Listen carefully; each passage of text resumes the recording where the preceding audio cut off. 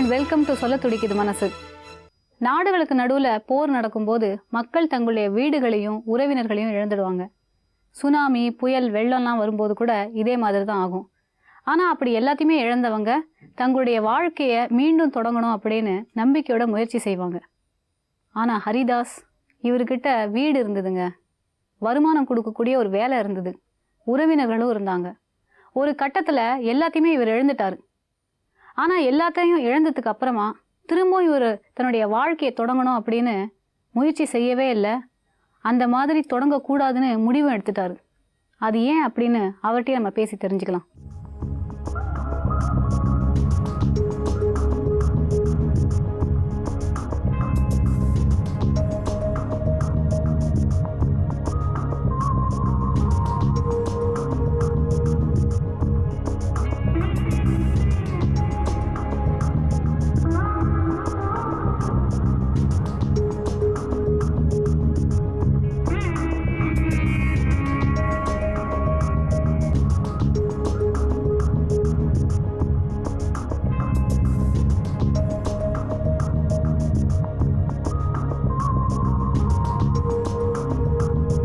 சொல்லுங்கள் ஹரிதாஸ், நீங்கள் எந்த ஊர்லேருந்து வரீங்க? நீங்கள் பிறந்து வளர்ந்ததெல்லாம் எங்கே?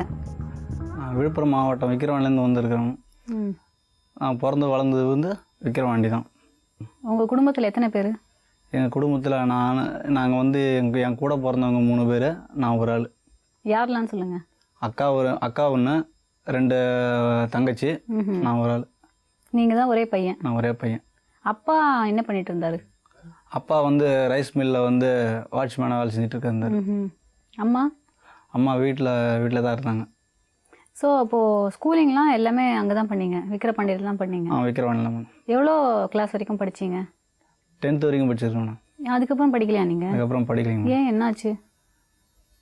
வேலைக்கு சென்ட்டேன் மேடம். நான் 10th வந்து ஃபெயில் ஆனதுனால வீட்டில் வந்து அந்த சூழ்நிலை, கஷ்டமான சூழ்நிலை, யாரையும் படிக்க வைக்க முடியல எல்லாரையும். அதனால் வந்து வேலைக்கு சென்ட்டோம். அப்போது அக்கா தங்கச்சிங்களாம்? அக்கா தங்கச்சியும் வந்து படிச்சுட்டு இருந்தாங்க மேடம். அப்போ அவங்கள வந்து படிக்க வச்சுருந்தாங்க, நான் வந்து வேலைக்கு அனுப்பிச்சேன் மேடம். என்ன வேலை பார்த்தீங்க? பஸ்ஸுக்கு பாடி கட்டுற வேலைங்க மேடம். பஸ்ஸு பாடி, லாரி பாடி கட்டுற வேலை. எத்தனை வருஷம் இந்த வேலையை பார்த்தீங்க? சுமார் ஒரு 8 வருஷம் பார்த்துருக்கோம் மேடம். 93லேருந்து 2000 வரைக்கும் பார்த்துருக்கோம். 2000 வரைக்கும். அதுக்கப்புறம் வேலை செஞ்சுட்டே இருக்கல, ஒரு நாள் வந்து கீழே விழுந்தேன். என்னை கூட வேலை செஞ்சுட்டு இருந்தாங்க, ஹாஸ்பிட்டல் தூக்கி போய் காமிச்சாங்க. அவங்க வந்து டெஸ்ட் எடுத்துகிட்டு நரம்பு தளர்ச்சிதுன்னு சொன்னாங்க. மறுபடியும் ஒரு 6 மாதம் கழித்து இதேமாரி ஒரு தடவை கீழே விழுந்தேன். அப்போ எடுத்து போய் காட்டுது, இவங்க சந்தேகமாக இருக்குது, நீங்கள் பாண்டிச்சேரி ஹாஸ்பிட்டலுக்கு கூட்டு போய் காமிங்க அப்படின்னாங்க, ஜிப்மர் ஹாஸ்பிட்டலுக்கு. அவங்க அதுமாரி ஒரு 6 மாதம் கழித்து டெஸ்ட் எடுத்துகிட்டு, இல்லை போ உனக்கு இந்த மாதிரி வியாதி வந்திருக்குன்னு சொல்லிட்டாங்க. சொன்னாங்க. என்ன வியாதின்னு சொல்லுங்களேன்? Muscular dystrophy. ஓஹோ, தசை சிதைவு நோய். இப்போ முதல் தடவை நீங்கள் விழுந்ததுக்கும் 2வது தடவை விழுந்ததுக்கும் நடுவில் நீங்கள் வேலையெல்லாம் பார்த்தீங்களா? பார்த்தோம். அவங்களால பார்க்க முடிஞ்சுது? பார்க்க முடிஞ்சது மேடம். அப்போ எந்த பிரச்சனையும் இல்லை? அப்போ சாதாரண வலி மட்டும் தான் உடம்புல தெரிஞ்சுது. வேலை செய்யறதுனால வழியில் நாங்களும் அப்படியே இருந்தோம் மேடம். அதுக்கப்புறம் முழுசாக இந்த நோய் வந்து எப்படி பரவ ஆரம்பிச்சது உங்கள் உடம்புல? நாளுக்கு நாள் வந்து பலு தூக்க முடியல, வேலை செய்ய முடியல, கண் எரிச்சலாக இருந்தது. அப்புறம் கால் வந்து நடுங்க ஆரம்பிச்சிது. அப்புறம் சுத்தமாக வந்து கீழே விழவே ஆரம்பிச்சிட்டேன். தடுக்கி சின்ன கல் தட்டா கூட கீழே விழ ஆரம்பிச்சிட்டேன். அப்போ தான் வந்து ரொம்ப அதிகமாக இருந்தது தெரிய வந்து மேடம். இதுக்கு ட்ரீட்மெண்ட்டுக்கு போனீங்களா? போனாங்க மேடம். என்ன சொன்னாங்க? இந்த வியாதிக்கு ட்ரீட்மெண்ட்டுக்கு சுத்தமாக மருந்தே இல்லை அப்படின்னு சொல்லிட்டாங்க. இந்த வியாதிக்கு மருந்தே கிடையாதுன்ட்டாங்க. வீட்டில் அப்பா அம்மாலாம் எப்படி இருந்தாங்க இந்த விஷயத்தை கேட்ட உடனே? அப்பா வந்து 2000 இறந்துட்டார் மேடம். எனக்கு இந்த வியாதி வந்த புதுசில் அவர் தெரியாமல் இறந்துட்டார் மேடம். ஓஹோ. அம்மா தான் ரொம்ப கஷ்டப்பட்டாங்க மேடம் இந்த வியாதி வந்துருக்குன்னு தெரிஞ்சு. அதுக்கப்புறம் 2000க்கு மேலே உங்களுக்கு இந்த வியாதி இருக்குன்னு தெரிஞ்சதுக்கப்புறம் உங்கள் வாழ்க்கை எப்படிலாம் மாறித்து? எனக்கு வந்து அப்படி இருந்து நான் கஷ்டப்பட்டு அதே மறுபடியும் அதே மாதிரி வேலை செஞ்சுட்டு தான் இருந்தேன். முடிகிற வரைக்கும் வேலை செஞ்சுட்டே இருந்தேன். வீட்டில் வேறு யாரும் வேலை சம்பாதிக்கிறதுக்கு ஆள் கிடையாதுட்டு நானே போய் வேலை செஞ்சுட்டு இருந்தேன். நாளோட சுத்தமாக இது பண்ணதுனால வேலை சுத்தமாக செய்ய முடியாச்சு மேடம். வீட்டோடய இருந்துட்டீங்க அப்போ? ஆமாம், வீட்டோட இருந்துட்டு மேடம். இப்போ வருமானத்துக்குலாம் என்ன பண்ணீங்க? வருமானத்துக்கு வந்து நான் வந்து அப்படி இருந்து வீட்டோட ஏதோ ஒரு கைத்தொழில் ஒன்று, ஸ்டவ் வேலையெல்லாம் செய்யணும், அந்த ஸ்டவ் வேலை செஞ்சுட்டு பழச்சிட்டு இருந்தேன் மேடம். இப்போ சுத்தமாக அந்த வேலை கூட செய்ய முடியலைங்க மேடம். ஓஹோ. சொல்லுங்கள். இப்போ வந்து ஊனமுற்றோர் உதவித்தொகை 400 வாங்கிட்டு இப்போ குடும்பத்தை நடத்திட்டு இருக்கோம். மாதத்துக்கு 400? மாதத்துக்கு 400. அதாவது அரசாங்கம் கொடுக்கும்? அரசாங்கம் கொடுக்குறது. சரி, உங்கள் அக்கா தங்கச்சிலாம் என்னானாங்க? அக்கா தங்கச்சி வந்து அக்கா வந்து அப்பா இருக்குள்ளே கட்டி கொடுத்துட்டாங்க. மீதி 2 தங்கச்சி நான் வந்து அப்பாவுக்கு வந்த ஆக்சிடென்ட் பணத்தில் வச்சு 2 தங்கச்சி நாங்கள் கட்டி கொடுத்தோம். அப்பா ஆக்சிடென்ட்ல இருந்து? அப்பா ஆக்சிடென்ட்ல இருந்துட்டாரு. அதை வச்சு நீங்கள் 2 தங்கச்சியும் கட்டி கொடுத்தாங்க. கல்யாணம் பண்ணி வச்சு அவங்க வந்து கட்டி கொடுத்தாரு. அவங்க குடும்பத்தை பார்க்க போயிட்டாங்க மேடம். சரி, உங்களுக்கு இந்த நோய் வந்திருக்கு அப்படின்னு தெரிஞ்சதுக்கப்புறம் அவங்க என்ன பண்ணாங்க? உங்களுக்கு உதவி செஞ்சாங்களா? அவங்க வந்து உதவி செய்யலை. ஆரம்பத்தில் வந்து ஹாஸ்பிட்டலுக்கு கூட்டு போனாங்க மேடம். எனக்கு இந்த வியாதி வந்துருக்குது, இனிமேல் பட்டு சரி பண்ண முடியும்னு சொன்னோன்னே இன்னும் அவங்க வந்து என்னை கிட்ட சேர்க்கவே இல்லைங்க மேடம். என்ன பண்ணாங்க? ஏன் அதாவது வந்து நான் வந்தால் அவங்களுக்கு வந்து ஒரு கஷ்டம் பாரமாக தெரிஞ்சுது மேடம். சாப்பாடு நான் சாப்பிட்ட தட்டை கூட ஒரு ஓரம் வந்து இப்படி எடுத்து வைப்பாங்க மேடம். அதனால் எனக்கு அவங்க வீட்டுக்கு போகிறத கூட சுத்தமாக பிடிக்கலைங்க மேடம். அக்காவா தங்கையா? எந்த வீட்டு? அக்கா. அவங்க வீட்டுக்கு நீங்கள் போயிருந்தீங்க? அவங்க வீட்டுக்கு போயிருந்தேன், 1 மாதம் இருந்தேன். அவங்க வந்து இப்போ நான் வந்து இந்த மாதிரி இருக்கிறதுனால வந்து அவங்க வந்து வேணாண்டு அவங்க இன்னத்துக்கு நம்ம இது பண்ண கஷ்டப்படுவோன்னு சொல்லிட்டு அவங்க வந்து அம்மாவோட அனுப்பிச்சிட்டாங்க அவங்க திருப்பி. உங்களுக்கு ஒரு வீடு இருந்ததா நான் கேள்விப்பட்டேன். மேடம். அது என்னாச்சு? அந்த வீடு வந்து அந்த இடத்த சேர்ந்தவங்க வந்து இப்போ வந்து எங்களுக்கு இடம் வேலை தேவைப்படுதுன்னு சொல்லிட்டு எங்களை இடித்து காலி பண்ணி அனுப்பிச்சிட்டாங்க மேடம். அந்த வீடு சொந்த வீடா உங்களுக்கு? அது வந்து அது ஒரு இடத்த சேர்ந்தது மேடம் சொல்கிறாங்க மேடம். அது ஆனால் எங்களுக்கு உண்மை என்னன்னு தெரியலைங்க மேடம். அங்கே தான் நீங்கள் இருந்தீங்க? அங்கே தான் நாங்கள் இருந்தோம் மேடம். நாங்கள் ஒரு 80 வருஷத்துக்கிட்ட அங்கே இருந்தோம் மேடம். எங்கள் தலைமுறையாக நாங்கள் தான் அங்கே இருந்தோம் மேடம். என்ன சொன்னாங்க அவங்க அப்போ? அவங்க வந்து இது எங்கள் இடம், எங்களுக்கு சொந்தமான இடம், நீங்கள் இனிமேல் பட்டு இங்கே இருக்க முடியாது அப்படின்னு சொல்லிட்டு இங்கே இடையே காலி பண்ணி சொல்லிட்டு இடிச்சு விட்டாங்க மேடம். அவங்க இடிச்சதுக்கு ஒரு சின்ன அமௌண்ட் கொடுத்தாங்க மேடம். அவங்க அதை வாங்கிட்டு போயிட்டு. சின்ன அமௌண்ட்னா எவ்வளோ? ஒரு 2 லட்ச ரூபா கொடுத்தாங்க மேடம். 2 லட்ச ரூபா. அவங்க வந்து அதை வந்து எங்கள் தங்கச்சி வீட்டுக்கு எடுத்து போனோம் மேடம். அவங்க வந்து 1 மாதம் வச்சுருந்து அந்த காசை வச்சுட்டு எனக்கு கொஞ்சம் கடன் இருக்குதுமா கொடுமான்னு சொல்லிட்டு கேட்டுருந்தாங்க மேடம். சரி நாங்கள் நம்மளை வச்சிருப்பான்னு சொல்லிட்டு கொண்டு கொடுத்தோம் மேடம். இந்த நிலமையில் அவங்க வச்சுட்டு கடைசியாக 1 மாதம் வச்சுருந்து அவங்களுக்குள்ளே சண்டை வர மாதிரி செஞ்சு எங்களை வெளியே அனுப்பிச்சிட்டாங்க மேடம். மொத்த பணத்தையும் அவங்கள்ட்ட கொடுத்துட்டீங்களா? மொத்த பணத்தையும் கொடுத்துட்டு மேடம். இப்போ அவங்க பேரில் ஒரு மண் ஒன்று வாங்கி வச்சுருக்கேன் மேடம். அந்த பணத்திலே அவங்க வாங்கியிருக்காங்க. ஆமாம், நானே தான் அவங்க பேரில் மண் ஒன்று வாங்கினேன். சரி நம்ம கடைசி வரைக்கும் வச்சுருப்பான்னு சொல்லிட்டு அவங்களுக்கே மண் ஒன்று வாங்கணும். இந்த 1,60,000 மண் வாங்கணும் மேடம். மீதி 40,000 கையில் அவங்க கையில் கொடுத்தேன் மேடம். அவங்க அப்படியே வெளியே அனுப்பிச்சிட்டாங்க மேடம். இப்போ உங்கள் அம்மா வந்து உங்கள் தங்கச்சிகிட்ட பேசி பார்த்தாங்களா? பேசி பார்த்தாங்க மேடம். உடனே பேசி பார்த்தாங்க மேடம். காசையாவது திரும்பி கொடுங்க, அதை வச்சு நாங்கள் பொழைச்சிக்கிறோம்னு சொன்னாங்களா? கேட்டாங்க மேடம். என்ன சொன்னாங்க? அவங்க வந்து என்ன சொல்லிட்டாங்க, நான் வந்து இது மாதிரி வந்து இப்போதைக்கு என்னால் தர முடியாது, நான் தரக்குள்ளே தரேன், எங்களுக்கு கடன் இருக்குது, நான் தான் சொல்ல மாட்டேன், சொல்லிட்டு தான் நம்ம வாங்கினேன், நீ இந்த மாதிரி பண்ணுறேம்மா அப்படின்னு சொல்லிட்டு அவங்க அந்த பொண்ணு எழுதுங்க மேடம். நீங்கள் பேசுனீங்களா தங்கச்சிக்கிட்ட? தங்கச்சிக்கிட்ட நாங்களும் பேசணும், நானும் பேசணும் மேடம். அம்மாவும் பேசினேன், நானும் பேசணும் மேடம். மீதி அக்காவும் இன்னொரு தங்கச்சியும் இருக்காங்கல்ல, அக்கா வந்து கிட்டே வரக்கூடாதுன்னு சொல்லிட்டாங்க மேடம். வீடு இடிச்சதுலேருந்து சுத்தமாக எங்கள் வீட்டு பக்கம் நீங்கள் வராதிங்க, 2 நாள் கூட வந்து இருக்காதீங்கட்டாங்க. ஓஹோ, 2 நாள் கூட வந்து இருக்காதீங்க. ஒரு வேளை சாப்பாடு கேட்ட மேடம், நடு ரோட்டில் நின்று இருக்குல்ல, அவங்க வந்து என்ன சொல்லிட்டாங்க, பக்கத்தில் ஏதாவது ஹோட்டலில் தான் வாங்கி சாப்பிடுங்க, நான் ஒன்றா அப்புறம் பார்க்குறேன், வர முடிஞ்சால் வரேன். எப்போ நடந்தது இது? இது இப்போ ஏப்ரல், இது மே மாதம் 5ஆம் தேதி நடந்தது மேடம். வீட்டெல்லாம் கொடுத்துட்டு நிலத்தை அவங்க பேரில் எழுதி வச்சதுக்கப்புறம் வெளியில் வந்துட்டீங்கல்ல? ஆமாம் மேடம். அப்புறம் என்ன பண்ணீங்க? அங்கேருந்து நான் மறுபடியும் பழையபடி விக்கிரவாண்டிக்கு வந்துட்டேன் மேடம். அவங்க ஊர்லேருந்து பாப்பா வீட்டிலேருந்து இங்கே மறுபடியும் இங்கே வந்துட்டேன், விக்கிரவாண்டிக்கே வந்துட்டு. அங்கேருந்து எங்களுக்கு வீடுக்கு வாடகை கேட்டேன் மேடம். எங்களுக்கு யாரும் வீடு வாடகைக்கு விட மாட்டேன்ட்டாங்க. ஏன் இப்படி சொன்னாங்க?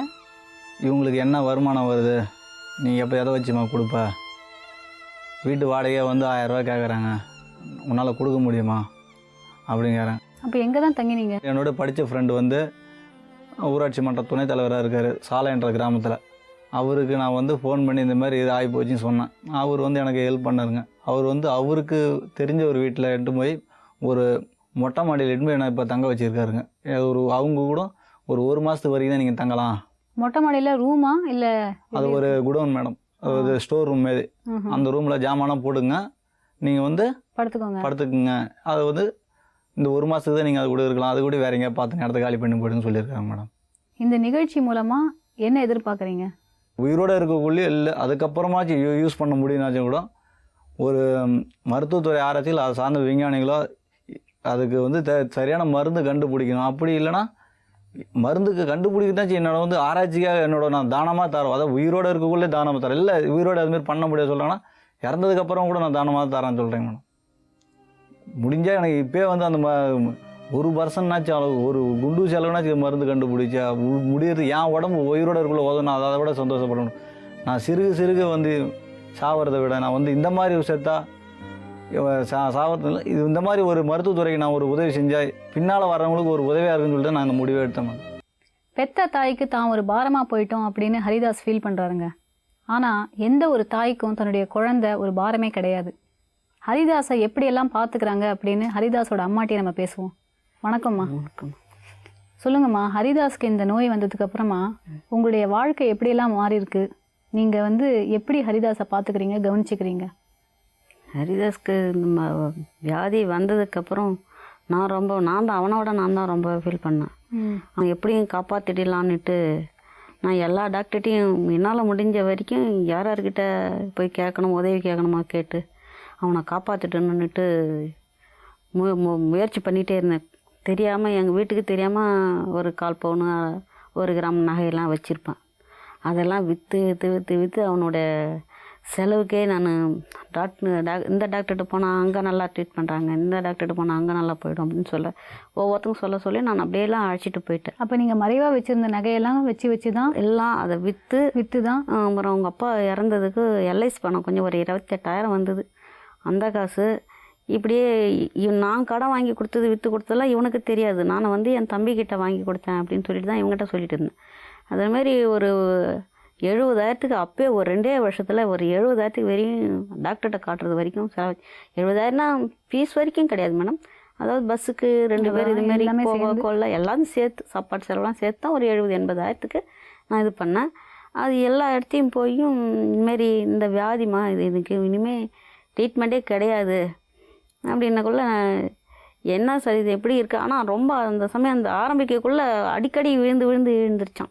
அப்படியே நடப்பான், தொப்புன்னு விழுவான், அப்படியே போவான், நடப்பான், தொப்புன்னு விழுவான். இப்படி செவுத்தை பிடிக்க போவான், அப்படியே தொப்புன்னு விழுந்துருவான். எங்கள் வீட்டில் எவ்வளோ பண்டம் பாத்திரம்லாம் உடஞ்சிதுன்னு எனக்கு தான் தெரியும். கால் அடிக்கடி உடஞ்சி எவ்வளோ கட்டு போட்டிருக்கேன். இப்படிலாம் இருக்குள்ள சரி இது நல்லா போயிடணுமேன்றதுக்காக நானும் எந்த டாக்டரையும் விட்டே வைக்கல. ஜோசியம், ஜாதகம், குறி கேட்கறது, இப்படிலாம் புள்ள அப்படின்னா நல்லா ஆகிடுமானான்னு அப்படிலாம் போய் பார்த்தேன். அப்புறம் நான் வந்து மெட்ராஸ்க்கு வந்து எல்லா டாக்டர்லையும் என்னோடய கிட்னியை கொடுத்துட்டு அவனுக்கு முயற்சி பண்ணுவோம், அவனுக்கு காப்பாற்றுவோம். ஒரு பிள்ளை இருக்கிறதே ஒரு பிள்ளை. நீங்கள் கிட்னி தானம் பண்ணியிருக்கீங்க? தானம் பண்ணலான்னு சொல்லிட்டு நான் தனியாக வந்து இந்த மெட்ராஸில் அலைஞ்சு கிடந்தேன். நந்தனம், அடையாறு எல்லா இடத்துலையும் எல்லோரும் என்ன சொல்லிட்டாங்க, நீங்கள் வந்து டாக்டர்கிட்ட போனீங்கன்னா அது கூட ஒரு ஆம்பளை இட்டு போனீங்கன்னா தான் உங்களுக்கு எடுப்பாங்க அப்படின்ட்டாங்க. எனக்கு யாருமே எங்கள் வீட்டுக்கார் இறந்தார், இவனுக்கு இந்த வியாதின்னவனே அப்படியே சிட்டாக பறந்துட்டாங்க உறவினர்கள்லாம். என் பொண்ணை கொடுத்தது என் சொந்த தம்பி, எங்கள் அப்பா. உங்கள் சொந்த தம்பிக்கு தான் பொண்ணை கொடுத்தோம்? சொந்த தம்பிக்கு தான் கொடுத்தேன். அதாவது இவருடைய அக்காவுக்கு? ஆமாம். என்னோட பெரிய பொண்ணு வந்து என்னோடய சொந்த தம்பிக்கு தான் கொடுத்தேன். ஏன் கொடுத்தேன்னா அது வந்து எங்கள் அம்மா எனக்கு கல்யாணம் ஆனவுடனே எங்கள் அம்மா இறந்துட்டாங்க. எங்கள் அம்மா இறந்தவுடனே எனக்கு 2 தங்கச்சிங்க 3 தம்பிங்க. அவங்களெல்லாம் எங்கள் அப்பா ஒருத்தர் வயசானவர், அவங்களெல்லாம் விடக்கூடாதுன்னுட்டு நானே எல்லாத்தையும் கூட்டிகிட்டு வந்து நானே வளர்த்து 5 பேருக்கு நானே கல்யாணம் பண்ணி வச்சேன். நானே வளர்த்து நானே கல்யாணம் பண்ணி வச்சேன். அப்போ நமக்கு தாய் வீடு இல்லாத போயிடக்கூடாதுன்னா சின்ன தம்பிக்கு என் பெரிய பொண்ணை கொடுத்து நானும் வீட்டோட வச்சுருந்தேன். வச்சுருந்தோடனே இவர் இறந்தார். இவன் அப்படி 2 நாள் விழுந்தான். உடனே எல்லாம் காலி பண்ணி போயிட்டாங்க வீட்டை விட்டு. எங்கள் மாமியார் கூட இருந்துச்சு, அதுவும் நானும் போகிறேன்னு போயிடுச்சு. ஓஹோ. மாமியாரும் போயிடுச்சு. எனக்கு என்ன யாருமே துணை இல்லை, எல்லாருமே கிளம்பி போகிறீங்களே. நான் ஹரிதாசன் தான் மட்டும் என் சின்ன பொண்ணு ஒன்று இருந்தா, நடு பொண்ணு என் பெரிய தங்கச்சி விட்டு போயிடுச்சு. அதாவது எங்கள் பெரிய தங்கச்சி எங்கள் குழந்தைனாருக்கே கட்டிக்கணும், எங்கள் வீட்டுக்காருக்கு தம்பிக்கே. அதுவும் அங்கே கிளம்பி போயிடுச்சு. சின்ன பொண்ணு மட்டும்தான். அது இவன் வந்து இவனால் முடிஞ்ச வரைக்கும் நம்ம ஒண்டியாக இருக்கிறோமேனு இவன் இந்த வியாதியை உழுந்து வாரிக்குன்னு இவனும் ரைஸ் மில்லாம் போய் ஒவ்வொரு 10 நாள் 1 மாதம் அப்படி வேலை செய்வான். அப்புறம் நானும் முடிஞ்ச வரைக்கும் அவனை காப்பாற்றுன்னு இவ்வளோ வேலை செஞ்சேன். எந்த பிரயோஜனமும் கிடையாது. கடைசி ஏமா நீ இவனா லோல் பட்டு கிடக்கிற, இந்த வியாதிக்கு மருந்தே கிடையாது, நீ அவனுக்கு இருக்கிற வரைக்கும் நல்லா சாப்பாடு போட்டு நல்லபடியாக அவனுக்கு அனுசரணை பேசியா அதெல்லாம் அன்பாக வச்சு நடத்தினா போதுமான். சார் நான் தனியால் நான் எப்படி அவனுக்கு தேவையான அனுசரணை இல்லை நம்ம கொடுத்தலாம் ஒரு தாய். ஆமாம். அவனுக்கு தேவையான சாப்பாடு எப்படி சார் போட முடியும், அவன் எம்மா நாளைக்கு இது மாதிரி இருப்பான்னு கேட்டான். அவங்க வந்து இப்போ 2 வருஷம்தாம்மா இருப்பாப்புல. இது எப்போ சொன்னாங்க? 2002. 2002 2 வருஷம் ஓடி விடுச்சு இந்த டெஸ்ட்டுன்னு. அதுலேயே டைம் ஓடிச்சு. ஹரிதாஸ், இந்த மாதிரி 2 வருஷம் தான் நீங்கள் இருப்பீங்க அப்படின்னு டாக்டர் சொன்ன உடனே உங்களுக்கு எப்படி இருந்தது? கொஞ்சம் வருத்தமாக தான் மேடம் இருந்தது. அழுதான். அதாவது வந்து இந்த மாதிரி நமக்கு வந்து இதுமாரி வியாதி வந்துடுச்சு அப்படி நான் யாருக்கு என்ன பாவத்தை செஞ்சேன்னு சொன்னேன். அதான் நான் சரி வந்துடுச்சு, இனிமேல் பட்டு நம்மளை சுற்றி இருக்கிறவங்க அழக்கூடாதுன்னு சொல்லிட்டு நான் வந்து என்னையும் அந்த வியாதி வந்ததையும் பொறுத்துட்டு சரி நான் வந்து யார் நம்மளால் கஷ்டப்படக்கூடாது, நான் இது நாள் வரைக்கும் மறைச்சி எனக்குள்ளே என்ன வழி வந்தாலும் நானே மறைச்சிட்டு போய் யார் சொந்தம் இது நாள் வரைக்கும் என்னால் முடிஞ்ச அளவுக்கு நான் ஏதோ நான் அழக்கூடாதுன்னு அதேமாரி அதேமாரி நான் அழக்கூடாதுன்ட்டு அவன் வலி வந்தாலும் ஒன்றும் இல்லைம்மா என்னடான்னு எழுந்திரிச்சு கேட்பேன். ஒன்றும் இல்லைம்மா அவனை ஒன்று மேலே படுத்துக்கணும் அப்படின்னு அவன் வலி வருவான் தூரம் நான் துடிக்கிறத பார்த்து நானே கேட்டேன்னா ஒன்றும் இல்லைம்மா ஒன்றும் இல்லை நீ கம்முன்னு படம்மா என்னம்மா ஏம்மா நீ படுமா அப்படின்ட்டுவான். அப்போது இந்த 2 வருஷம் அப்படிங்கிறது 2004 வரைக்கும் அவங்க சொன்னாங்கல்ல? அவங்க சொன்னது வந்து 2001 சொல்லிட்டாங்க மேடம். அதாவது 2 வருஷம் ஆமாம் 2001 லாஸ்ட்டில் தான் மேடம் சொன்னாங்க அவங்க. அந்தமாரி சொல்லி 2 வருஷம் தான் இருப்பாங்க. அவங்க 2003 வரைக்கும் எனக்கு டைம் கொடுத்தாங்க மேடம். அவங்க இருந்தாலும் நான் வந்து என்னுடைய தன்னை இது நாள் வரைக்கும் சரி நம்மளால் வாழ முடியும், நம்ம வாழணும்னு நினச்சி தான் மேடம் வாழ்ந்தேன். நான் எனக்கு வந்து அந்த அளவுக்கு தைரியம் நான் கொடுத்துட்டே இருந்தேன். நீ எழுந்துரு, படுக்கவே கூடாது, நீ உட்காரக்கூடாது, எழுந்துரு, உன்னால் முடியும் முடியும் முடியும் ஒவ்வொரு நிமிஷமும் அவனை படுக்கவே விட மாட்டேன். நான் எழுந்திரிச்சு இப்படியே வீட்டுக்குள்ளே நடமாடு, வீட்டுக்குள்ளே நீயே சாப்பிடு, நீயே இது வேணும். அப்புறம் அந்த சமயத்தில் முயற்சி என்னோட முயற்சி நான் சொல்லிக்கிட்டே இருப்பேன். அவன் ஒவ்வொரு நேரம் செய்வான், ஒவ்வொரு நேரம் சலிப்பு வந்துட்டா என்னை விட்டுடுமா, என்னை சாவடிச்சிடுமா, என்னை எதுக்குமா அப்படி இம்சப்படுத்துறேன்னுமா. நான் போயிடுறேன், எனக்கு எதுக்கு, உனக்கும் தொல்லை எனக்கும் தொல்லை, என்னால் முடியல அப்படின்னுவான். ஏன்டானா எனக்கு மாற வலிக்குது, கை காலெலாம் வலிக்குது, என்னால் எழுந்திருக்கவே முடியல, என்னால் நடமாடவே முடியல, என்னை விட்டுடு, ஏன் என்னை எழுந்திரிச்சி வா நடான்னு சொல்ல. படுத்துட்டா படுக்க புண்ணாயிடும், படுக்க புண்ணாயிட்டா முதுவெல்லாம் வந்து தழும்பாகி புண்ணாகி புழுவெல்லாம் வெளியே வர ஆரம்பிச்சிடும். அது வந்து உங்களுக்கு ஒரு 6 மாதம் கூட தாக்கு பிடிக்காது. அதனால் நான் கொடுத்த முயற்சி தான் உனக்கு. நான் வேண்டிக்கின கடவுள் ஒவ்வொரு நிமிஷமும் நான் ப்ரே பண்ணுவேன், தியானம் பண்ணுவேன். காலையில் அதிகாலையில் எழுந்திரிச்சு உட்காந்து தியானம் பண்ணுவேன். அதுவும் இந்த என்னோட முயற்சி தன்னம்பிக்கை தான் அவனை இவ்வளோ காலம் வரைக்கும் வாழ வச்சுது. இப்போ நீங்கள் ஏதாவது வேலை பார்க்குறீங்களாம்மா? இல்லைங்க மேடம், நான் எந்த வேலைக்குமே போனது. சின்ன வயசில் கொல்லை வேலைக்கு போயிருக்கேன், எல்லாமே நெல் இருக்க கவரை இருக்கெல்லாம் போயிருக்கேன்.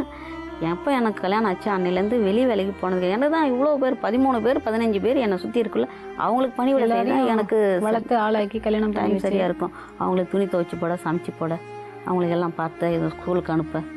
என் 3 தம்பிங்கள்லேருந்து நான் பள்ளி ஸ்கூலுக்கு அனுப்பிச்சிட்டு வரேங்க. எனக்கு 4 பிள்ளைங்க, என் தம்பிங்க 3 பேர், எல்லாத்தையும் அதுலேருந்து நான் ஸ்கூலுக்கு அனுப்புகிறேன்னா அப்போ எனக்கு எவ்வளோ வேலை இருக்கும். காலையில் எழுந்திரிச்சா நைட்டு 10:30 வரைக்கும் எனக்கு வேலை இருக்கும். தங்கச்சி வீட்டுக்கு போகலாம் அப்படின்னு அவங்க வந்து கூப்பிட்ட போது நீங்கள் வேணான்னு தான் சொன்னீங்க? வேணாம் தான் மேடம் சொன்னாங்க. அம்மா சரி அம்மா கடைசியாக அழுதாங்க, ஒரு தடவை போய் தான் பார்ப்பேன், கடைசி காலத்தில் நமக்கு ஆள் வேணுமே, நீ இப்படியே சொல்லிட்டு இருந்தா என்ன ஆகுறது, கடைசி காலத்தில் நான் போனதுக்கப்புறம் உனக்கு யாராவது ஒரு ஆள் வேணுமே, இல்லை நீ போனதுக்கப்புறம் எனக்கு யாராவது ஒரு ஆள் வேணுமே அப்படின்னாச்சு, நீ இருக்கிற வரைக்கும்னாச்சு போவோம் அனுசரித்து இருப்போம் அப்படின்னு சொல்லியிருப்போம். சரி, அப்புறம் போயிட்டு அங்கே என்னமா நடந்தது? போனோம், ஒரு 4 நாள் 1 வாரம் நல்லா வச்சுருந்தாங்க, நல்ல சாப்பாடு போட்டாங்க, நல்லா கவனிச்சிட்டாங்க. கடங்காரெலாம் அப்புறம் அவங்கள வந்து கேட்க ஆரம்பித்தாங்க. சரிம்மா எனக்கு நீ வச்சிரு, மீதி பணத்தை கொடு, பிளாட் எங்கள் மேலே. நான் சரின்னு பத்திரத்தை எடுத்து நீ வேணாலும் பண்ணிக்கோங்க, எங்களை கடைசி வரைக்கும் வச்சுருந்து நல்லா, எனக்கு கடைசி வரைக்கும் வச்சுருத்தல. அவன் என்ன இருக்க போகிறது 1 வருஷம் 2 வருஷமா, அவனை வரைக்கும் நல்லபடியாக வச்சுருந்து எடுத்துகிட்டு போட்டிங்கன்னா நான் கூட எங்கன்னா போயிடுறேம்மா அப்படின்ட்டு பத்திரத்தையும் எடுத்து கொடுத்துட்டேன், காசும் எடுத்து கொடுத்துட்டேன். கொடுத்த வாரத்துக்குள்ளேயே இதெல்லாம் முடிஞ்சிருச்சு. 1 வாரம் 3ஆம் நாள் 4ஆம் நாளே நடக்குது. அப்புறம் 3ஆம் நாள் 4ஆம் நாள் எடுத்து கொடுத்துட்டேன். கொடுத்துட்ட பிறகு ஒரு 2 நாள் அப்படியே நல்லபடியாக சுமூகமாக இருந்தாங்க. ஒரு வாரத்துக்கு கழித்து அவங்களுக்குள்ளேயே சண்டை போட ஆரம்பித்தாங்க. இப்போலாம் நீ ஒரு மாதிரியாக தாண்டி பேசுகிற அப்படின்ட்டு எங்கள் மருமாவை எங்கள் பொண்ணை திட்டுறது. அப்போ ஒரு மாதிரியே எங்களை வச்சு பேசுகிற மாதிரி திட்டுறாரு. என்ன பவானி இப்படி சொல்கிறாரு உங்கள் வீட்டுக்காரனா, ஏம்மா அவர் அப்படி தான்மா, உனக்கு என்னம்மா தெரியும் அப்படின்ச்சு. இல்லைம்மா இருந்தால் கூட 1 வரைக்கும் பேசலாமா, இல்லை எங்களையும் சேர்த்து வச்சு பேசுகிறாரு. மறைமுகமாக உங்களை ஏதாவது பேசினாரா இல்லை நேரடியாகவே சொல்லுவாங்க? மறைமுகமாக தான் பேசினாங்க. மறைமுகமாக உங்களை ஏதோ சொல்லிட்டு நீ இப்போல்லாம் ஒரு மாதிரியாக பேசுகிற, உனக்கு என்னமோ ஆயிடுச்சு, நீ யார் சொல் பேச்சு கேட்டு நீ இப்படிலாம் பேசுகிற அப்படின்ட்டு அவர் கேட்குறாரு. அப்போ அது உங்களை குறிக்கிற மாதிரி இருந்தது? அது எங்களை குறிக்கிற மாதிரி. என்ன நான் அவர்கிட்ட பேசவே மாட்டேன், ஆனால் அவர் எனி டைமும் தண்ணியில் இருப்பார். அதனால் நான் பேசாமல் என்றைக்கு இருந்தால் நாம் வந்து விருந்தாடியாக தான் போயிருக்கோம். நான் இப்போ மாமியார் வேறு, அவர்கிட்ட நான் போய் பேச மாட்டேன். என்ன பவானி உங்கள் வீட்டுக்கார் இப்படிலாம் பேசுகிறாருன்னா, அவரை இதையே தெரிஞ்சுக்குமா, இது 2 நாள் அப்படி சொல்லிச்சு, அவர் அப்படித்தாம்மா இருந்துச்சு, 3ஆம் நாள் என்ன சொல்லிடுச்சு, அவர் அப்படித்தான், நீயே தெரிஞ்சுக்கோ, நீ தானே கொடுத்த பார்த்து வச்ச, நீ தான் பாரு அப்படின்னாங்க. அப்புறம் டக்குன்னு என்ன சொல்லிட்டாரு, நீங்கள் கிளம்பி போகிறதுனா போயிடுங்க. அப்போ நீங்கள் வந்து எழுதி வச்ச நிலம் இல்லை, அதான் என்ன பண்ணி கொடுத்ததெல்லாம் கொடு, நான் போகிறேன்னா போய் வரேன் அப்படின்ட்டு ஒரு 1/2 மணி நேரத்துக்குள்ளே வரேன்ட்டு போனவர் திரும்பி ஆளே வரல. இப்போ என்னதான் பிளான்ல இருக்கீங்க? கலெக்டர்கிட்ட கருணை கொலை செய்யணுன்ட்டு மனு வேறு கொடுத்துருக்குறேன் மேடம். சிஎம் செல்லுக்கு, முதலமைச்சர் செல்லுக்கு அனுப்பிச்சிருக்கிறேன் மேடம். ஆனால் எந்த ஒரு ரெஸ்பான்ஸும் வரலைங்க மேடம். இருந்தாலும் நாங்கள் அதுக்காக வந்து அதையும் மீறி என்னன்னு சொன்னீங்க சிஎம் செல்லில்? சிஎம் செல்லில் இந்தமாரி வந்து எனக்கு வந்து இந்த மாதிரி ஒரு வியாதி இருக்குது, எனக்கு வந்து இந்தமாரி எங்களுக்கு வாழறதுக்கு வசதி இல்லை, எங்களுக்கு வந்து ஒன்று ஏதாவது ஒரு உதவி பண்ணுங்க, இல்லைன்னா இந்த மாதிரி வியாதி வந்து கஷ்டப்பட முடியல, இந்த வியாதிக்கு மருந்து கண்டுபிடிச்சி நீங்கள்னாச்சும் ஒரு மருத்துவத்துறைக்கு, ஏதாவது ஒரு மருத்துவத்துறைக்கு உங்கள் மூலிமா சிபாரிசு பண்ணி இந்த உடம்பை வந்து உயிரோடவோ அல்லது குணமாகவோ உங்களுடைய ஆராய்ச்சிக்கு நீங்கள் பயன்படுத்தி நீங்கள் கவர்மெண்ட் மூலிமா இதை வந்து யாருக்காவது தெரியப்படுத்தி எனக்கு ஒரு இந்த வியாதிக்கு ஒரு அளவுக்கு தீர்வு காண முடியாது ஏற்பாடு பண்ணி கொடுங்கன்னு கேட்டிருந்தோம். ஆனால் இதே மாதிரி ஒரு மனுவை ஒரு அம்மா கொடுத்து சிஎம் கிட்ட அவர் வந்து ஒரு பெரிய தொகையை இந்த மஸ்குலர் டிஸ்ட்ரோஃபிக்கு மருந்து கண்டுபிடிக்கிறதுக்காக ஒதுக்கியிருக்காரு. இதை நீங்கள் தெரிஞ்சுக்க வேண்டிய ஒரு விஷயம், அதுக்காக தான் இது சொல்கிறேன். சரி மேடம், நாங்கள் சிஎம்ஏ நாங்கள் வந்து செல்லுலேயே எங்களுக்கு நாங்கள் வந்து போகிறதுக்கு சிஎம் போய் நேரடியாக பார்க்க முடியாது, எங்களால் பார்க்க முடியாது. நாங்களும் 2-3 தடவை ட்ரை பண்ணி நாங்கள் இதில் தோற்று தான் போய் மேடம் வந்தோம். இருந்தாலும் நாங்கள் இருக்க 1 நாள் 2 நாள் நாங்கள் அந்த வாசப்பிலே செக்ரட்டரியேட் வாசப்பிலே நாங்கள் இருந்து அதெல்லாம் இது பண்ண மேடம். ஆனால் பார்க்க முடியலைங்க மேடம். அதனால் மனு அவங்களே வாங்கி கொடுத்துட்டு வாங்கி வச்சு நாங்கள் தவிர எங்களுக்கு எந்த ஒரு பதிலும் இல்லை மேடம். அதுக்கப்புறம் நான் வந்து போஸ்ட்டில் கூட நிறைய தடவை மனு அனுப்பிச்சேன் மேடம். என்னோட இயலாத கஷ்டத்துலையும் அக்கம் பக்கத்தில் உள்ளவங்ககிட்ட வாங்கி போஸ்ட் பண்ணணும்னு சொல்லிட்டு எல்லார்கிட்டையும் வாங்கி 28 ரூபா இந்த மாதிரி கொரியர் அனுப்பிச்சேன் மேடம் சிஎம் செல்லுக்கும். ஏன்னா எந்த ஒரு இதுவுமே இல்லைங்க மேடம். அப்புறம் நேரடியாக நாங்களே இங்கேருந்து பக்கத்தில் யாராவது கூட்டும் போயிட்டு ஆட்டோவில் கூட்டும் போயிட்டு எனக்காக 2 பேர் வர சொல்லி விழுப்புரம் கலெக்டர் ஆஃபீஸில் கூட கொடுத்துருக்கேன் மேடம். இந்த மனு இது வரைக்கும் எந்த ஒரு ரெஸ்பான்ஸும் யாரும் இல்லைங்க மேடம். அதாவது அந்த கலெக்டர் வந்து ஒரு நாள் நாங்கள் பேப்பரில் இதுமாரி விளம்பரம் கொடுத்தோம், இந்தமாரி கொடுத்து சொல்லியிருக்குன்ட்டு. அவங்க என்ன சொன்னாங்க, இதுமாரி நாங்கள் வந்து பார்க்க சொல்லியிருக்குன்னு சொல்லிட்டு டாக்டருங்களை பரிந்துரை சொல்லிட்டாங்க. பேப்பரில் அவங்க விளம்பரம் கொடுத்துருக்காங்க மேடம். அதோட சரிங்க மேடம். தான் உயிரோடு இருக்கும்போதே மஸ்குலர் டிஸ்ட்ரோஃபி பற்றின ஆராய்ச்சிக்கு தன்னுடைய உடலை தானமாக கொடுக்குறேன் அப்படின்னு ஹரிதாஸ் சொல்கிறாருங்க. கேட்கவே ரொம்ப வேதனையாக இருக்குது. உடலில் தீர்க்க முடியாத ஒரு நோயோட அடுத்த வேலைக்கு எங்கே போவோம் அப்படிங்கிற தெரியாமல் ஒரு நிலைமையில் ஒரு அம்மாவும் ஒரு பையனும். இந்த நிகழ்ச்சியை பார்த்துட்டு இருக்கிற நல்ல உள்ளங்கள் யாராவது இவங்களுக்கு உதவி செய்யணும்னு நினச்சிங்கன்னா எங்களை தொடர்பு கொள்ளுங்கள். அடுத்ததாக 2 கிட்னியுமே பழுதடைந்து போன நிலைமையில் தன்னுடைய கண்ணீர் கதையை சொல்ல வந்திருக்கான் 15 வயசு சிறுவன் வீரபாண்டி.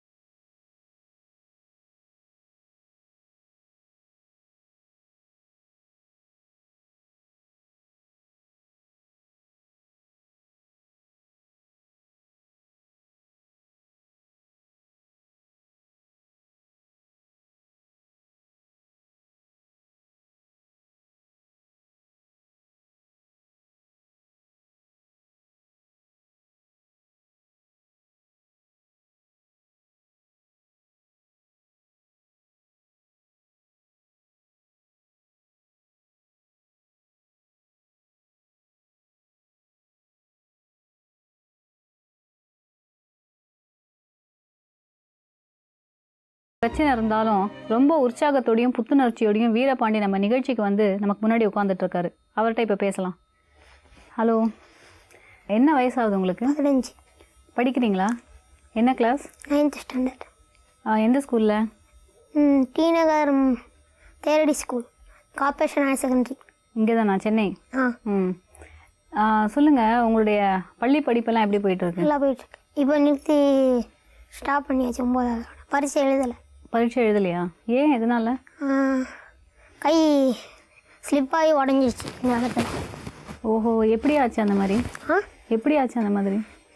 இந்த மாதிரி சின்ன படிக்கட்டில் வீட்டில் டைல்ஸ், அதில் பாத்ரூம் போயிட்டு இறங்கி வரும்போது விழுந்துட்டேன் கீழே. ஆனால் உடஞ்சிருச்சு இந்த கை. நீங்களே ஸ்லிப்பாகி விழுந்துட்டீங்களா? இந்த சாக்கு துணி அதை போட்டுருந்தாங்க மேட்டு, அதில் வலிக்கு விழுந்துட்டேன். இந்த கலர் ஸ்லிப்பாகி இடிச்சிக்கிச்சு. நீங்களே எல்லா வேலையும் செஞ்சுப்பீங்களா உங்களுக்கு? டாய்லெட் போனால் அப்பா உதவி விட சொல்லுவோம். அப்போ ஸ்கூலில் பசங்க இருப்பாங்க, ஃப்ரெண்ட்ஸ் ஹெல்ப் பண்ணுவாங்களா? எல்லாமே அவங்கள பண்ணி வைப்பாங்க. 6வதுலேருந்து படிச்சிருந்தேன். 6வதுலேருந்து இங்கே படிச்சிருந்தேன். ஆனால் 1 LKGலேருந்து எங்கள் கடையாண்ட இது கவர்மெண்ட் ஸ்கூலில் படிச்சிருந்தேன். அப்புறம் இங்கே வந்து படிச்சிருந்தேன். எங்கே படிச்சீங்க? எந்த ஊரில் அது? இங்கே தான் எல்லாம். பிறந்தது இங்கே திருச்செந்தூரில், வளர்ந்ததெல்லாம் இங்கே தான். ம். அப்புறம் அம்மா அப்பாலாம் எப்படி இருக்காங்க? ம். உங்கள் கூட வந்து உங்களுக்கு எத்தனை பேர்? தங்கச்சி 1, நான் ஃபஸ்ட்டு, தங்கச்சி 2nd. தங்கச்சி எப்படி இருக்காங்க? என்ன கிளாஸ் படிக்கிறாங்க? 6th standard. 6th ஸ்டாண்டர்டா? தொடர்ந்து படிக்கலாம்னு இருக்கீங்களா?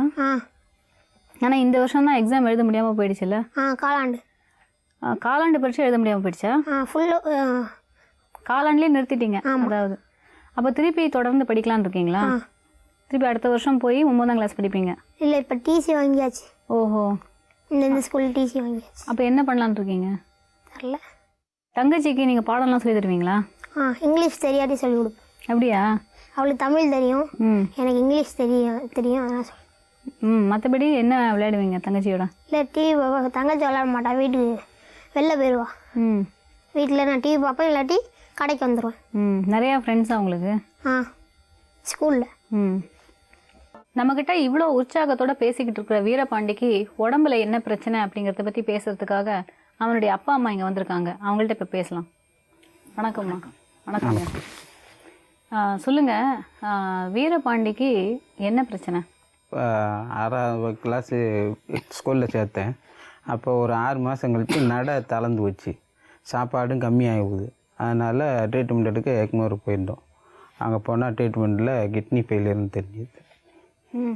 அதுக்கு முன்னாடி ஏதாவது பிரச்சனைகள் இருந்ததா உடம்பு? அதுக்கு முன்னாடிலாம் இல்லை, நல்லா தான் நடந்துக்கிட்டு. சத்து கொஞ்சம் கம்மியாக இருந்தது? ஆமாம், சத்து கம்மியாக, என்ன மாதிரி குள்ளமாக வளர்ச்சியாக இருக்கான்னு சொல்லிவிட்டு நாங்கள் அப்படியே விட்டுருந்தோம். பிற எல்லோரும் குள்ளமாக இருக்கானே, இருந்தாலும் டெஸ்ட் பண்ணிடலாம் அப்படின்னு போனாக்கா கிட்னி ஃபெயிலியர்னு சொல்கிறாங்க. கிட்னி ஃபெயிலியர்னா எந்த அளவுக்கு பாதிச்சிருக்குன்னு சொன்னாங்க? அதான் ரத்தத்தில் உப்பு கலந்து இயங்காமல் அது இதாகி போச்சு அப்படின்ட்டாங்க. இந்த மாதிரி உங்களுடைய குடும்பத்தில் வேறு யாருக்காவது நடந்திருக்காங்க? யாருக்குமே இல்லை. பட் அவங்க என்ன இது சொன்னாங்க, காரணம் சொன்னாங்க? அதான் ரத்தத்தில் உப்பு கலந்துருச்சு. அதிகமாகி போச்சு ரத்தத்தில் அப்படின்னு. இல்லை, அதான் எதுனாலன்னு கேட்குறேன். ரத்தத்தில் ஊறும் அப்படின்னு சொல்கிறாங்க. அந்த உப்பு வந்து ஜாஸ்தி ஆயிரும், அதனால் உப்பு போடாமல் சாப்பாடெலாம் கொடுங்க அப்படின்னு சொன்னாங்க. சரி, அதுக்கு முன்னாடி ஏதாவது அறிகுறிகள் இருந்ததா? 2 கால் முட்டி தான் வலிக்குது அப்படின்னு சொன்னாங்க. உடனே தான் ட்ரீட்மெண்ட் பார்க்கறதுக்காக போயிருந்தோம். சரி, பார்த்தா அவங்க கிட்னி டெஸ்ட் பண்ணி பார்க்கணும் ரத்தம்லான்னு எல்லாம் பண்ணாங்க. பண்ணி பார்த்ததில் அவனுக்கு கிட்னி வந்து நீர் போகிற இடத்துல டியூப்லாம் போட்டு இது பண்ணாங்க. அவனுக்கு கிட்னி ஃபெயிலியர் ஆகி போச்சுமா, 2மே அவனுக்கு வேலை செய்ய மாட்டேங்குது. அதனால் டயாலிஸ் பண்ணணும், அதுக்கு மிஷின்லாம் வைக்கணும்னு சொல்லிட்டாங்க. சரி, நான் அதுக்கு போய் ஒரு 2 வாரம் அலைஞ்சி ஜிஹெச்சில் போய் இது பண்ணி பிசிலாக வச்சு அந்த டயாலிஸ் ஒரு வருஷம் பண்ணிக்கிட்டு இருந்தேன். திருப்பி அந்த டயாலிஸும் பண்ண முடியாது அப்படின்ட்டாங்க. அவனுக்கு அந்த நரம்பெல்லாம் பிடிச்சி அவனுக்கு இழுக்க ஆரம்பிச்சிச்சு. டயாலிஸ் பண்ணிக்கிட்டு இருக்கும்போதே அவனுக்கு ஒரு மாதிரி நரம்பெல்லாம் இடிச்சு பாதி இது முடியலை, உடனே கழட்டிட்டாங்க. இனிமேல் நீங்கள் உப்பு கொஞ்சம் கம்மி பண்ணி கொடுங்க, மாத்திரையில் கொடுத்து வாங்க அப்படின்ட்டாங்க. அப்புறம் என்ன எப்படி இருந்தது? அப்புறம் இப்போ அப்படியே தான் இருக்குது, வீட்டில் வச்சுருக்குறோம். நடக்க முடியாமல் இருக்க ரொம்ப சுத்தமாக நடக்க முடியாது. எல்லாமே தூக்கி தான் வைக்கணும், எல்லாம் செய்யணும். பேபி ஆஸ்பத்திரியில் சீஃப் டாக்டரும் இங்கே ஸ்டாலினில் சீஃப் டாக்டரும் பேசினாங்க, நம்ம பேஷண்ட்டு தான் ஒரு கிட்னி இருந்தால் வைங்கன்னு. இல்லை மேடம், அவனுக்கு வைக்க முடியாது, இப்போ ஸ்ட்ரென்த்தும் பத்தலை, அதனால கொஞ்சம் வெயிட் பண்ணுங்க அப்படின்னு சொல்லியிருக்காங்க. 19 வயசில் ஒன்றும் அதே நேரம் நடக்க முடியல அவனால். நாங்கள் தான் வெளியே வச்சுக்கிட்டு தூக்கி வச்சுக்கிட்டு இது பண்ணிக்கிட்டு இருக்கோம். அதாவது இப்போ கிட்னி கிடைச்சா கூட பொருத்த முடியாதுன்னு சொல்கிறாங்க அப்படின்னு சொல்கிறாங்க. அதாவது உடம்பு வந்து அவ்வளோ சக்தி இல்லை அதை ஏற்றுக்கிறதுக்கு. எலும்புகள்லாம் வளர்ச்சி இல்லை, கால்சியம் மெயின் ரொம்ப பற்றாக்குறையாக இருக்குது, ரத்தமும் கம்மியாக இருக்குது. அதனால் கொஞ்சம் வெயிட் பண்ணுங்கன்னு சொல்லியிருக்காங்க. இருந்தாலும் அது இன்னும் எங்களுக்கு ஒரு இதாக புரிபடலை. நாங்கள் அது வரைக்கும் அவனுக்கு நான் பார்த்துக்கிட்டு வைக்கிறது கஷ்டமாக இருக்குது. எந்த வருஷம் வைக்கலாம்னு சொல்லியிருக்காங்க? 19 வயசில் வைக்கலாம். இன்னும் இல்லை, 2 வருஷம் பொறுக்க சொல்லியிருக்காங்க. 15 அதான் 2 வருஷம் பொறுங்க பார்க்கணும்னு சொல்லியிருக்காங்க. இருந்தாலும் இன்னும் ஒரு ட்ரீட்மெண்ட் சரியாக கிடைக்கல. எங்களுக்கு யாராச்சும் உதவி பண்ணுவாங்களான்னு எதிர்பார்த்துக்கிட்டு இருக்கோம். இப்போ நீங்கள் என்ன வேலை பார்க்குறீங்க? சிறு பெட்டி கடை வச்சுருக்கோம். பெட்டியோட தான் வச்சுருக்கோம். நீங்கள் வேலை பார்க்குறீங்க? கூட தான் ஹெல்ப்பராக இருக்காங்க. வேலைக்கு கூப்பிட்டாங்க, அவனை ஒரு ஆள் பார்க்கறதுக்கு வேணுமே அப்படின்ட்டு அவனை பார்த்துக்கிட்டு வீட்டில். இப்போது அவருக்கு கையில் ஏதோ ஒரு மோட்டார் பொறுத்திருக்கிறதா கேள்விப்பட்டோம், அது என்ன? அது வந்து டயாலிஸ் பண்ணுறது. திடீர்னு அவனுக்கு ரொம்ப உடம்பு முடியாமல் போச்சுன்னா அங்கே டயாலிஸ் பண்ணுறதுக்கு அதை மாட்டினா தான் அவனுக்கு கொஞ்சம் மூச்சு விட, கொஞ்சம் மூஞ்சிலாம் வீங்க வந்துச்சுன்னா உப்பு சத்து அதிகமாகிடும். மூஞ்செல்லாம் வீக்கம் வந்துச்சுன்னா அது பார்த்துட்டு அந்த உப்பு கிளியர் பண்ணுவாங்க, அதுக்கு அது வச்சுருக்கு. ரொம்ப சீரியஸ் கேஸில் வந்துச்சுன்னா அதை போடுறதுக்காக. அதுக்கு எவ்வளோ செலவாச்சியா? அதெல்லாம் கவர்மெண்ட்டில் அங்கே ஃப்ரீயாக பண்ணி 500 கொடுத்தாங்க. கொடுத்தாங்க. நாங்கள் மட்டும் மிஷின் வாங்கி கொடுத்தோம், அவங்க 500 ஃப்ரீயாக machine பண்ணி வாங்கி கொடுத்தாங்க. இப்போ என்ன பண்ணலான்னு இருக்கீங்க? இப்போ அதான் இன்னும் கிட்னி வைக்கிறதுக்கு எதிர்பார்த்துக்கிட்டு இருக்கோம். அதான் சரியான முடிவு தெரியல, அதான் வெயிட் பண்ணிக்கிட்டு இருக்கோம். இப்போ அவனுக்கு கிட்னி யாராவது கொடுக்குறதா இருந்தால் நம்ம வச்சு வாங்கி வைக்கலாம். ஆனால் எனக்கு அது பண வசதி ஒன்றும் கிடையாது. ஒரு பொண்ணு ஒன்று இருக்குது, அதுவும் இது பண்ணி படிக்குது, இவனையும் பார்க்கணும். அதுதான் ட்ரீட்மெண்ட்டுக்கு பணம் யாரும் உதவி செய்ய மாட்டாங்க, யாருமே நமக்கு. நாங்கள் தான் பார்த்துக்கணும். உங்களுக்கு உறவுக்காரங்கள்ட்டலாம் நீங்கள் பேசி பார்த்தீங்களா? அதை யாரும் ஹெல்ப் பண்ண மாட்டாங்க. ஐயா, உங்களுக்கு கூட பிறந்தவங்களாம் எத்தனை பேர்? நான் மற்ற 7 பேர், நாங்கள் பசங்க 4, லேடிஸ் 3 பேர். அவங்களும் வசதி கிடையாது, அதனால் யாரும் ஹெல்ப் பண்ண மாட்டாங்க. அம்மா, உங்கள் சைடில்? இன்றைக்கி சைடில் யாரும் ஹெல்ப் பண்ணுறது இல்லை. யாரும் இல்லை. உனக்கு சாப்பிட முடியலையா? சாப்பிட முடியும், வாந்தி வந்து.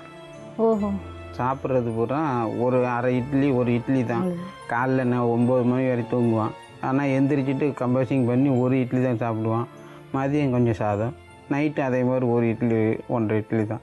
அதுக்கு மேலே சாப்பிட்டா வாமிட் வந்துடும் சொல்லி அவனும் அவாய்ட் பண்ணி அவனாக இருந்துக்கிறான். ஸ்கூலுக்கெல்லாம் அனுப்பிச்சிட்டு இருந்தீங்கல்ல? நான் தான் கொண்டு போய் ஸ்கூலில் கொண்டு போய் விட்டுட்டு சாயந்தரம் கூப்பிட்டு வருவேன். அப்போ அங்கே உங்களால் படிக்க முடிஞ்சதா? படிக்க முடியுது, கொஞ்சம் கொஞ்சம் படிக்க. சோர்வாக இருக்குமா? அவனு இப்போ ஸ்கூலில் வந்து உட்கார வச்சதுனா தூக்கிட்டு போய் யூரின்லாம் போகிறதுக்கு ஆள் கிடையாது. பசங்க தூக்கிட்டு இருந்தால் கொஞ்சம் நடந்துக்கிட்டு இருக்கும்போது கொஞ்சம் இதாக இருந்துச்சு. இப்போ ரொம்ப நடப்பு போயிடுச்சுன்னு யாரும் கவனிக்க தூக்கிட்டு போக டெய்லி ஒரு பையனை சொல்ல முடியாது அப்படின்ட்டு எல்லோரும் படிக்க வைக்காதீங்க, எல்லோரும் ரிகார்ட் சீட்டு வாங்கிருங்க அப்படின்னா சரின்னு இப்போ தான் போய் ரிகார்ட் சீட்டை வாங்கி வீட்டில் வச்சுருக்கு. அப்போ அடுத்த வருஷம் அனுப்புறதா இருக்கு? அனுப்புறதா அனுப்புகிறோம். இப்போ நல்லா ஆயிடுச்சுன்னா படிக்க வைக்கிறது நாங்கள் அனுப்பிச்சிடலாம் இருக்கும். உடம்பு நல்லா ஆயிடுச்சுன்னா அவனும் போகிறேன்னா சொல்லிட்டு. இப்போது இவனை வீட்டிலேருந்தே உட்காந்து வச்சு படிக்கிறதுக்கு ஏதாவது வழி இருக்கா? இருக்குன்னு சொல்லியிருக்காங்க. இப்போ அதுக்கு தான் டிசி வாங்கிட்டு வந்து வச்சுருக்கேன். வாங்கிட்டு வந்து அப்படியும் கூட படிக்க சொல்லலாம்னு சொல்லியிருக்காங்க. இடையில மேயரை கூட பார்த்தோம், அவர் இப்போ வர சொல்லியிருக்காரு. வீட்டுக்கும் போகலை நாங்கள். அவர் பார்த்து எங்களை ஹெல்ப் பண்ணாலும் நல்லது தான், அதையும் எதிர்பார்த்துக்கணும். வர சொல்கிறாங்க, நாங்கள் போக முடியாத சூழ்நிலை. அதாவது இப்போ உங்களுக்கு வந்து ஒரு கிட்னியும் தேவைப்படுது, பண உதவியும் தேவைப்படுது. சிறுநீரக பாதிப்புன்றது நாம் நிறைய பரவலாக இப்போ நிறைய பார்க்குறோம். இதுக்கு மிக நிறைய காரணங்கள் இருக்குது. சாதாரணமாக பார்த்தா பிறந்த குழந்தையிலேருந்து எந்த ஏஜ் குரூப்பாக இருந்தாலும் சிறுநீரக பாதிப்பு ஏற்பட நிறைய காரணங்கள் இருக்குது. பிறவியிலே ஏற்படக்கூடிய சில பிரச்சனைகள், அதாவது சில சமயத்தில் சிறுநீரகங்கள் தோன்றும் போதே ரொம்ப சின்ன சிறுநீரகங்களாக இருக்கலாம். இல்லைனா சிறுநீரக பாதையில் ஏற்படக்கூடிய சில அடைப்புகள், இல்லைனா ரிஃப்ளக்ஸ் அப்படின்னு சொல்லப்படக்கூடிய ஒரு நோய். இதனால் எந்த ஒரு காரணத்தினாலையும் குழந்தைகளுக்கு கூட சிறுநீரக பாதிப்பு வரலாம். இதற்கு தவிர சொல்லலாம்னா குளோமருலோநெஃப்ரைட்டிஸ் அப்படின்னு குழந்தைகளை அதிகமாக பாதிக்கக்கூடிய ஒரு நோய் இருக்குது. அந்த நோய் எப்படி வரும்னா, குழந்தைகளுக்கு முகம், கை, கால் வீக்கம் வரும், சிறுநீர் கம்மியாக கழிப்பார்கள். இது தவிர இந்த சிறுநீர் பாஸ் பண்ணுறப்போ கொஞ்சம் ரத்தத்தோட கலந்தா மாதிரி சிகப்பு கலரில் சிறுநீர் பாஸ் ஆகலாம். இந்த மாதிரி இருக்கிற சில நோய்கள் எல்லாம் சீக்கிரமாகவே கண்டறிஞ்சு அதுக்கு நாம் சில முயற்சிகள் செய்து குணமடைகிறதுக்கு வாய்ப்பளிக்க முடியும். ஆனாலும் சில சிறுநீரக நோய்கள் என்னதான் நாம் சீக்கிரமே கண்டுபிடித்து சீக்கிரமே நம்ம வைத்தியங்கள் செய்தால் கூட சில சமயங்களில் அந்த நோயுடைய தன்மையானது சிறுநீரக பாதிப்பு அதிகமாகி கிட்னி ஃபெயில்யூர் என்று சொல்லக்கூடிய க்ரானிக் கிட்னி டிசீஸ் அப்படின்ற ஒரு நிலைமைக்கு அந்த குழந்தைகளோ இல்லை பெரியவர்களோ வரக்கூடிய வாய்ப்பு இருக்குது. இப்போ இந்த டிசீஸை நம்ம 3 விதமாக அணுகலாம். அதாவது முதல் ஸ்டேஜ் என்னென்னா, கிட்னி டிசீஸே வராமல் எப்படி தடுக்கிறது. முதல்லையே இதை மாதிரி டயபெட்டிஸுக்கு, சர்க்கரை வியாதிக்கு உண்டான வைத்திய முறைகள் அதை கரெக்டாக செஞ்சு சர்க்கரையை கண்ட்ரோலில் வச்சுக்கிறது ரொம்ப முக்கியம். இதனால் வரக்கூடிய ஹைப்பர் டென்ஷன் அல்லது சர்க்கரை நோய் சம்மந்தம் இல்லாமல் வரக்கூடிய ஹைப்பர் டென்ஷன், அதாவது ஹை பிளட் ப்ரெஷர் சொல்கிறோம் இல்லையா, அதுக்கும் தக்க ட்ரீட்மெண்ட் எடுத்துக்கணும். டாக்டர்கிட்ட கரெக்டான நேரத்துக்கு போகணும். டாக்டர் சொல்கிற மாதிரி உணவு முறைகளையும் மாத்திரைகளையும் பின்பற்றணும். இதற்கு அடுத்தபடியாக இந்த குளோமருலோநெஃப்ரைட்டிஸ்ன்ற நோய் சொன்னேன் இல்லையா, இது குழந்தைகளுக்கும் வரலாம், பெரியவங்களுக்கும் வரலாம். கை, கால், முகம் வீக்கம், சிறுநீர் கம்மியாக செல்வது, சிறுநீரில் கொஞ்சம் ரத்தம் சேர்ந்து செல்வது, இதை மாதிரியான பிரச்சனைகள் வரும்பொழுது சாதாரணமாக சில சமயம் டாக்டர்கிட்ட போவாங்க, சில சமயம் போக மாட்டாங்க. எஸ்பெஷலி இது கிராமப்புறங்கள் அதிகமாக இருக்கிறது. ஸோ இவர்களெல்லாம் அங்கங்கே இருக்கிற அரசாங்க மருத்துவமனைகளுக்கு சென்றாலே அங்கே இருக்கிற மருத்துவர்களை இவர்களுக்கு சரியான வழியை காட்டுவாங்க. இதுக்கும் மேலே சொல்லப்போனால் பிறவிலேயே குழந்தைகளுக்கு ஏற்படக்கூடிய சில கோளாறுகள், அதை நம்ம சின்ன வயசில் குழந்தைங்க ஒழுங்காக சிறுநீர் கழிக்கின்றனவா, மற்றபடி அதுகளுக்கு அடிக்கடி ஜுரம் வருகிறதா, ஜுரம் வந்தால் அது சிறுநீர் இன்ஃபெக்ஷனாகவும் இருக்கலாம். ஸோ இதையெல்லாம் முதல்லையே பார்த்து தக்க மருத்துவரிடம் சென்றாலே அவங்க வந்து கரெக்டாக பார்த்து என்ன செய்யணும், என்ன டெஸ்ட் பண்ணணும், எப்படி இதை ஃபர்தர் ப்ராப்ளம் தடுக்கலான்றதை சொல்லிடுவாங்க. ஒருவேளை ஒருத்தருக்கு சிறுநீரக பாதிப்பு ஏற்பட்டுச்சு, ஃபார் எக்ஸாம்பிள் கிட்னி இன்னும் ஃபெயில் ஆகலை, வேலை செஞ்சிட்ருக்கு, ஆனால் முழுமையாக வேலை செய்யவில்லை, 100% ஒர்க் பண்ணல, அப்படி இருந்ததுனாக்க இந்த ஸ்டேஜில் கூட நாம் வந்து சிறுநீரக செயல் இழப்பு, அதாவது கிட்னி ஃபெயிலியரை தடுக்க முடியும். ஒருவேளை ஒருத்தருக்கு இத்தனையும் மீறி அல்லது அவர்கள் சரியாக வைத்தியம் எடுக்க முடியவில்லை என்றாலோ, இல்லைனா அவர்களுக்கு அதை பற்றின அறிவு தெரியவில்லை, ஞானம் அதை பற்றின அவர்களுக்கு தெரியவில்லை, இந்த மாதிரி எதனால் இந்த மாதிரி வருகிறது அப்படின்றது அறியாமலேயே சில சமயங்களில் சிறுநீரக பாதிப்பு வந்து விடலாம். ஒருவேளை சிறுநீரக செயலிழப்பை வந்து விட்டதென்றாலும் இந்த டயாலிசிஸ் அல்லது டிரான்ஸ்பிளான்டேஷன் என்ற முறைகளின்படி அவர்கள் வந்து ஒன்று டயாலிசிஸ் என்றால் சிறுநீரகம் செய்யக்கூடிய வேலையை ஆர்டிஃபிஷியலாக ஒரு கருவி செய்யும். உடம்பிலிருந்து ரத்தத்தை எடுத்து சிறுநீரக செயலிழப்பினால் உடம்புல சேர்ந்திருக்கும் இந்த யூரியா, கிரியாட்டின் என்னும் பொருட்களை அது நீக்கிவிட்டு சுத்தமான ரத்தத்தை உடம்புக்கு தந்துவிடும். இந்த மாதிரி செய்யக்கூடிய டயாலிசிஸ் முறையினாலோ இல்லை என்றால் மாற்று சிறுநீரக அறுவை சிகிச்சை, நன்றாக செயல்பட்டு கொண்டிருக்கும் ஒருவருடைய சிறுநீரகத்தை எடுத்து, ஏன்னா அனைவருக்கும் 2 சிறுநீரகங்கள் உள்ளன, அவர்கள் ஒரு சிறுநீரகத்தை தானம் செய்ய இயலும். இந்த மாதிரி எந்த பேஷண்ட்டுக்கு சிறுநீரக பாதிப்பு ஏற்பட்டிருக்கிறதோ அந்த பேஷண்ட்டுக்கும் சிறுநீரக தானம் செய்யக்கூடியவருக்கும் இரத்த சம்பந்தமாக ஒற்றுமை இருக்கிறது, அதாவது கம்பேட்டிபிள் அப்படின்னு சொல்லுவோம். அது மாதிரி இருந்ததென்றால் அவருடைய சிறுநீரகத்தை இவருக்கு எடுத்து வைக்க முடியும். அந்த மாதிரி வைத்தோ சிறுநீரக செயலிழப்பை நாம் ஓவர் கம் பண்ண முடியும், அதாவது பேஷண்ட்டை அந்த நோயிலிருந்து குணப்படுத்த முடியும். அதனால் கிட்னி நோய் என்பதை பற்றி அனைவரும் அறிந்து கொள்ள வேண்டும்.